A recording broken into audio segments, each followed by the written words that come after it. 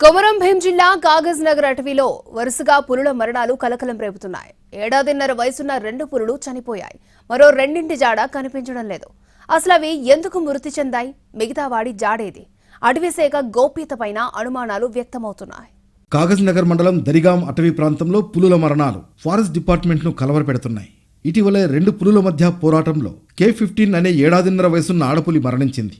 తాజాగా నిన్న మరో పులిపిల్ల చనిపోవడాన్ని అటవీశాఖ అధికారులు గుర్తించారు. 2 రోజుల క్రితం చనిపోయిన పులికి కాస్త దూరంలో మరో టైగర్ కళేబరం ఉండడాన్ని అధికారులు గుర్తించారు. ఘటనా స్థలాన్ని పరిశీలించిన ఫారెస్ట్ ఆఫీసర్లు 2 పులుల మధ్య ఘర్షణే మరణానికి కారణంగా చెబుతున్నారు. విషప్రయోగం జరిగిన ఆనవాళ్లు లేవని ప్రాథమికంగా నిర్ధారించారు. అయితే పోస్ట్ మార్టం తర్వాత మరింత స్పష్టత వస్తుందన్నారు. తాడోబా టైగర్ జోన్ నుంచి వచ్చిన పులులు కాగజ్ నగర్ అటవీ డివిజన్లో ఆవాసం ఏర్పాటు చేసుకుంటున్న క్రమంలో రెండింటి మధ్య జరిగిన ఫైట్లో ఒక పులి చనిపోయినట్లు అధికారులు చెబుతున్నారు. 2 పులుల మధ్య ఘర్షణ వలనే ఏడాదిన్నర వయసు ఉన్న ఆడపులి 3 రోజుల క్రితం చనిపోయినట్లు గుర్తించారు. ఇదిలా ఉంటే మరో 2 పులుల జాడ కనిపించడం లేదు. ట్రాప్ కెమెరాలకు చిక్కకపోవడంతో అధికారుల్లో హైరానా మొదలైంది. అసలు ఒక తల్లి 3 పులిపిల్లలు ఉండాలి. వాటిలోనే 2 పులిపిల్లలు మరణించగా మిగతా వాటి ఆనవాళ్లు కనిపించడం లేదు. కనీసం పాదముద్రలు కూడా లేవు.